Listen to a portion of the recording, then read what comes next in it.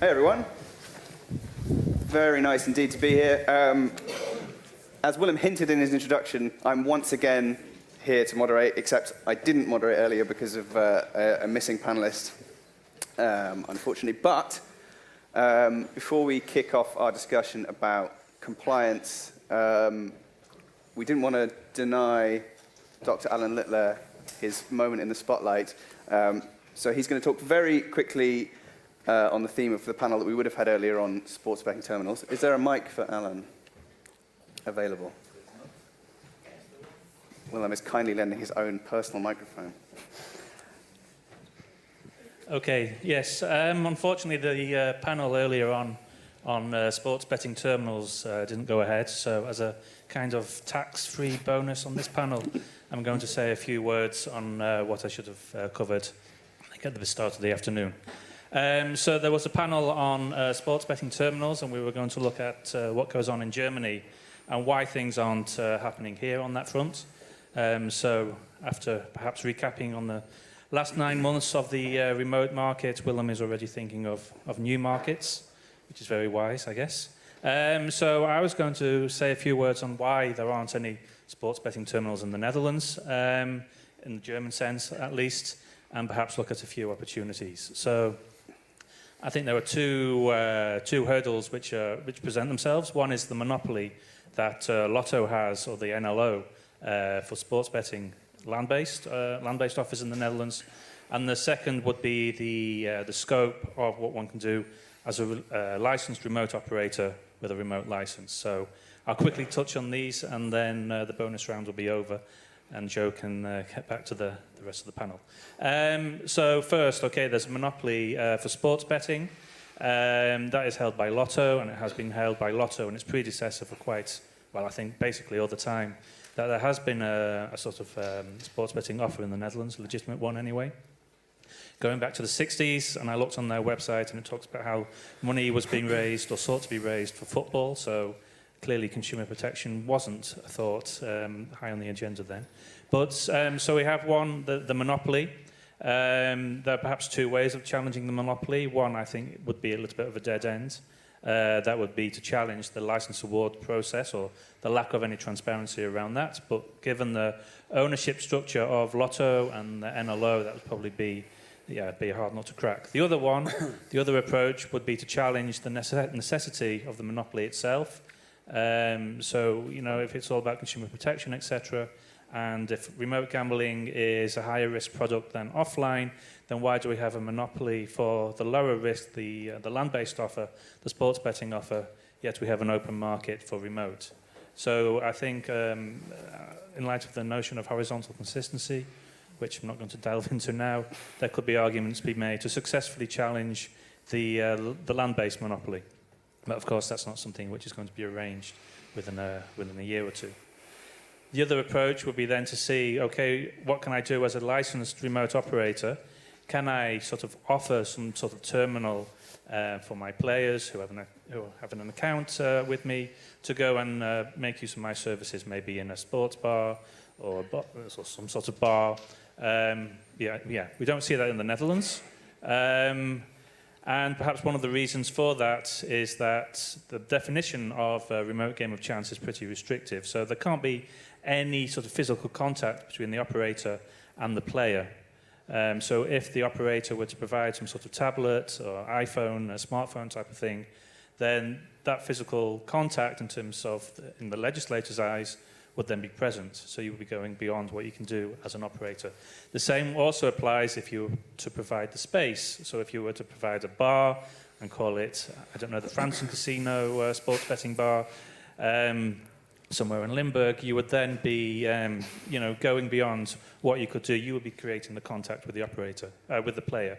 The same would apply if you were to sort of contract it out to a third party. So I think thinking about this and not want to take time away from the other panel, you would really have to have some sort of system, or not even a system, very loose arrangement, I would say, at present, under the current regulations, whereby you as the operator perhaps would take a step back. It could be a sort of an affiliate regime whereby a bar owner or cafe owner, perhaps could have the tablets, the means by which players can access the internet, but at the same time, not purely for gambling. Otherwise, that could be getting too close to the definition, or falling back into the definition of what is not a remote game of chance. So if you were to have the means for players to contact, access the internet in a space which is not designed purely for one remote operator, then perhaps you could get somewhere close to what would be acceptable. But I think it would have to be quite a loose arrangement, or it could be a sort of an affiliate arrangement, where instead of the affiliate being online, they have a sort of physical space, and that being the bar. And that could then provide some scope for getting around what's not possible in the Netherlands and what we would have heard about in Germany. So, I don't know, hopefully I've done that bit. Thank you very much, Alan. I really appreciate it. Thanks, Alan. Thank you. Good. All right, time is short, so let's crack on. We're going to talk a bit about the reality of complying with the regulations in the Dutch market now. The online license market's been live for a little while. Let's get right to it. When we were talking before the panel, one thing that came up as a kind of commonality was issues around reporting, what you have to kind of send back to the regulator. Antonio, if I could start with you. Yeah. What are the challenges you're seeing around reporting at the moment? I mean, there's two types of issues presented. One is of regulatory nature. So effectively what's been prepared during the license application and the information that is inside the policies or now, for example, interventions are being done, differs from what's actually being done, which means in the report there's discrepancies, and effectively means that the KSA will be looking at what's currently being done by effectively across the operators and effectively compare. And what they will see, whatever this discrepancy, there will be further investigation, which effectively means actions by the regulatory authority. The other type of issues that we instead seeing, which is very surprising, is actually the platforms. So the fields that are required to be inside the reports are missing, or they appear as empty. And that normally happens either because the data isn't being collected correctly, which means effectively the mapping of the data against the requirements isn't done correctly, which is not in scope for the test labs to be carried out, which is why it could be missed.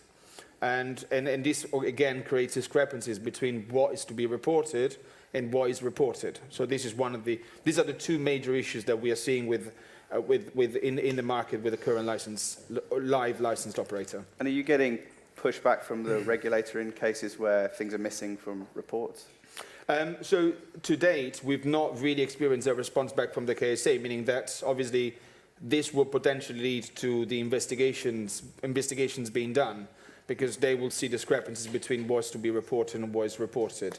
But to date, we yet to see experience on what the consequences of that is. Okay, but kind of dangling risks, that's interesting. I mean, that kind of touches on the nature of policy that was mentioned there, and we had René Janssen earlier teeing up that the KSA is going to be looking very closely at whether people's policies match up with reality, and your focus is on responsible gambling. True, yeah. Of your experience in the market or your knowledge of the market, is there a general discrepancy, you think, between the people's policies and the reality of how they're applying them? I wouldn't say there's a discrepancy there, but I think what you see from the regulator kind of, for the regulator point of view, is that they actually really want you to exceed even the current policies or the current rules or regulations. So have a look at what you can actually do extra there. As the regulation says, you need to have a minimum set of thresholds, or you need to do some actions at some point, but you can also think forward of that. So what can happen in the next couple of years, or how can a player develop his behavior, and what can you as a company do when it comes to those areas? Are there any kind of specifics you can think of in terms of what? You've seen good examples of what people are kind of being going beyond? Yeah, what you currently see is that, let's say, deposit limits are one thing, but you actually have to look into affordability. So there are a lot of, let's say, there's heavily focus on what people can actually earn is one thing. What can they actually spend on gambling is the second thing, and we had some presentations here today on that as well. But I think, or let's say you feel is that the regulator is pushing it in a way where you start to proactively think on your product. So it can be gambling, but can also be, let's say, card games or less risky games, where you feel like, okay, where are these thresholds? What kind of person can actually spend there? Okay, interesting. other kinds of reporting that are certainly of interest is change of control, which is something that, Frank, you deal with. And there's a particular big example, obviously, with the Entain BetCity purchase, but it's something that is kind of, if not day-to-day, it could be a regular occurrence if there's changes in things like beneficial ownership. Can you talk a bit about your experience of how that's going so far in the market and the kind of risks around not perhaps being as accurate as you might need to be? Yeah, I think you've also seen in the UK recently that the UKGC issued a warning that apparently not all of the operators were fully aware of the reporting obligations. And Tony just discussed the quarterly and the yearly obligation to report certain circumstances, but there's also, it's not yet fully on the radar of all operators, but there's also an ongoing obligation to notify relevant changes. And that applies to, that can be small stuff like changing your compliance officer, a change or responsible gambling representative, even a change in the supplier or the quacks of CDB. All of these changes need to be reported to the regulator. And obviously also the larger change, the more substantial changes like change of control obviously need to be reported to the regulator. And the question we also are getting a lot, well, as a operator without a Dutch license, can you actually buy a Dutch licensee? And the answer is yes. Seems like it. There's nothing in the regulations which would prevent that, but it has consequences. And there's the obligation for the licensee to report to the regulator there's a change in the shareholding or there's a change in directorship. And it's also good to know that could trigger or will trigger a reliability assessment. And it basically mirrors the reliability assessment which the regulator also applies throughout the application process. So if you make an acquisition, then that triggers the same tests? Yes. So you need to submit all kinds of penalties, fines, criminal convictions, all of these. If you have any of those. If at all, indeed, yeah. How far back does that stretch? Let's say you have a license in the Netherlands, but you make some changes maybe in Malta, in your parent company. I mean, how far up the chain does the reporting go? It goes up to the chain. It's similar to the reliability assessment, the application. So the threshold for like a relevant shareholder is 25%. So if there's a change in the UBO which goes over the threshold, then that needs to be reported to the regulator. Yeah. Okay, thank you. Antonio, you flagged some issues with supplier and testing accreditation. Yeah, just one note as well on the change of control, because I think apart from the fact that obviously this is similar also in the UK, where actually the change of control happens at 10% with prior notification and approval, but I think there is also some implication on the acquisitions, and I think this is important because operationally, especially around the area of, for example, QMS, right, which is a requirement for the Dutch market, and requirements around ISMS, it really depends where the control takes place and what part of the business is being changed. Because, of course, as soon as you start moving those parts which are in control of the governance of the business because of an acquisition or because the overall oversight of those functions, then you are triggering down other checks and changes that you need to apply. So the change of corporate control actually has an effect also on the operations, but it's a case-by-case basis, so there isn't a standard setup. Okay, could you give me one example of what you're talking about? So, for example, let's assume as a QMS, which is effectively re-evaluating your quality of your processes and procedures, the person that may be responsible for that function may change by virtue of the acquisition, or the department that is responsible for that function may be in fact of the new company that has acquired that company. So it's really important to keep in mind that whilst there is, of course, as Frank correctly said, a set of reporting obligations that are triggered at acquisition point, to also review the operations in the event of an acquisition, or in fact mergers, because this, we've seen a lot of consolidation, and I think this is also going to have an impact on the operations. Maybe to add to that, there's also good to know that the deadline for most of the change is only 2 weeks after you became aware of the change or after the completion. Okay, that's not very long. Inze, so you mentioned about the idea of going above and beyond, which is excellent, but I know from your conversations with your clients, there is also a bit of a desire to maybe have slightly more specific guidance on at least what the baseline is. Could you talk a bit more about a desire for kind of more concrete guidance from the KSA? More concrete. Yeah, I think it's a bit difficult, as in the KSA currently, or that's the way how I feel. I wouldn't say they don't know how it's currently working, but responsible gaming is, I think, one of the biggest parts, or is a really big part when it comes to the whole license application. You need to write up everything in the current policy, and when there's a big update, you need to supply that update as soon as possible as well. I think currently, because there is no hard checks being done on the policies, I think the operators themselves have a bit freedom of movement to move around there. But I know from talks with the KSA, I think they're going to look at them retroactively as well. So even though currently you might have a license, or you're in the license process of a license application, all of the things you're saying, they really need to be specific, like training plans, like who are you currently putting forward for your license application. And anything's changing there, they need to be, let's say, put forward as soon as possible to the KSA. Do you envisage that, and this is a bit crystal ball, but if the KSA goes through this process of examining people's policies, and maybe we get some enforcement action on the other side of it, that we might be in a year and a half in a position where there's a bit more clarity on what policies should contain exactly, and what kind of policies people should be instituting. Well, once more, because it did.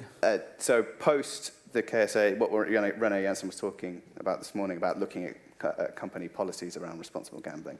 Do you think that towards the end of that process, we might be in a position where things are a bit clearer about what's expected?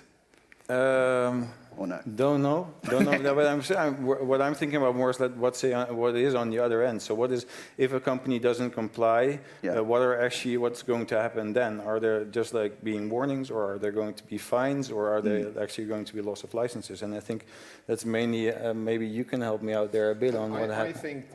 So the thresholds is one of the key things. I think this is a general problem, not just in the Netherlands, but everywhere. I think the concept that you have a threshold, you can just work by it, it doesn't really work. I mean, the regulators, all regulatory authority, would expect you to conduct a risk assessment on the type of players that you have, the type of games that you offer, and effectively the risk that they're exposed to. And if you are, for example, in a country, I think 25,000 euros is the average salary in the Netherlands, and 2,500 is kind of the net, or something around these lines.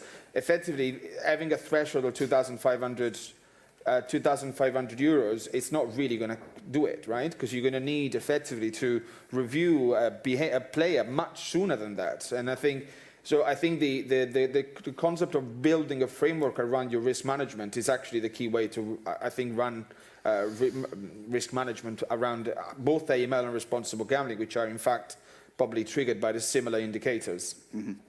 Anything to add on that, Frank?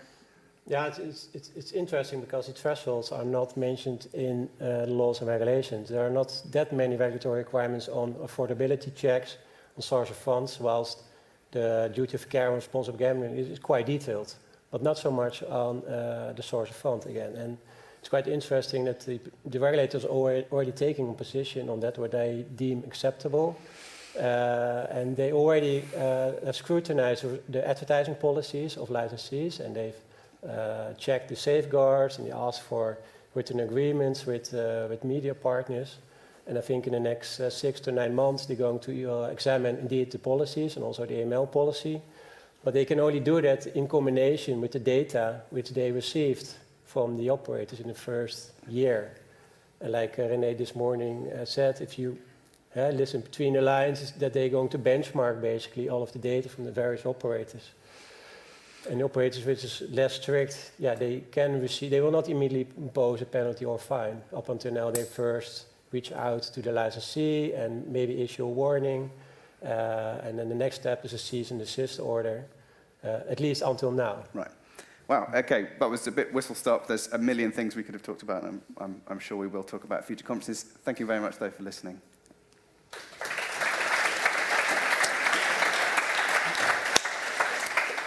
Time for a really quick audience question before we move to the CEO executive panel here. Any questions from the audience? In that case, I have one. Quick one. I promise it's a really quick one. So this morning, René Janssen briefly mentioned digital supervision. Do you think this will facilitate compliance reporting in the future?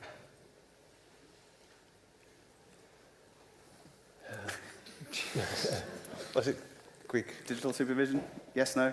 I don't have really a view at this stage because it will depend heavily on how operator will perceive the already existing reporting obligations. But the more guides, the better, obviously. I guess we'll see in the next few months how that rolls out, and maybe topic for next year webinar or whatever. Thank you so much for joining us. Thank you. Thank you, Joe.